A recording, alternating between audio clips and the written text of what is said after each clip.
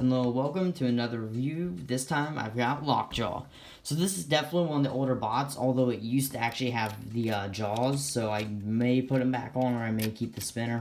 But this thing's modeled really close to Yeti, if you've never noticed. The only thing is different wheels and just different forks, different spinner. Now this thing's very fragile internally. I mean, if you saw the beta fight, it just cracked and fell apart. That's kind of what I modeled it wrong. And I really don't want to change it because the Yeti and Lockjaw were built in 2 different hours. Yeti was built in 2 o'clock, Lockjaw was built at 1 o'clock. So this is definitely one of the, this is just newer than Yeti, or older than Yeti. Its weapon absolutely does almost no damage. As I mainly modeled it to have nice control, and if you notice, the forks do, just like when in the show when Donald Hudson would actually push the fork down, lift one fork up, it becomes pretty much how he signifies that he's won. Such a good thing. Now back here, if these pieces, these were always meant to come off in a battle. They would always look like it's been taking damage if you get hit from the back really hard. And you notice the back, I peeled it up. That's exactly what it would look like. Actually got really close to the 2019 Bite Force fight. It started doing that. So this thing never really has won that much, and when it does, it's really kind of just by a fluke, as it can be actually shoved up like this vertically, and it can't do anything about it. I've actually seen it get stuck on its face like this. That was definitely odd.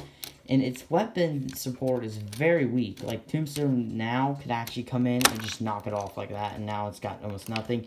And the fork will fall off if that happens. So the weapon absolutely has almost nothing to it. It's just 2 little bricks put together.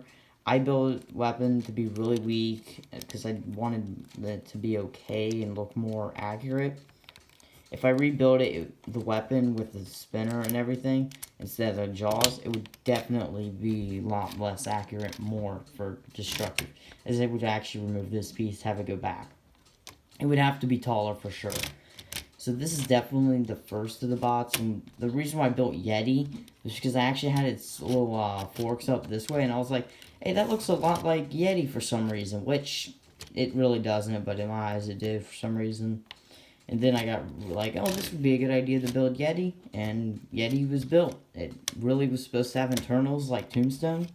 I mentioned it in that battle, or in that review, as Yeti definitely was the stronger and more dominant one, but it was definitely not really supposed to win. I did not build these two to be really destructive and win. As you see, the tire blocks are already coming off over here. That's not a good sign. But this tire is really weak, so if it comes off a lot. And both Yeti and Lockjaw do have a feature that if they get hit hard enough on one side, it can actually rip the fork and wheel off, which this would just kind of go wherever. And now it's just kind of limping around wherever. And now it's probably going to fight if that happens, especially if we get hit there again, it actually starts peeling up the inside. Now this is really all I've got to say for this Lockjaw, as it hasn't done much, but if I rebuild it, it'll probably have the jaws, so look out for that. See you all next time.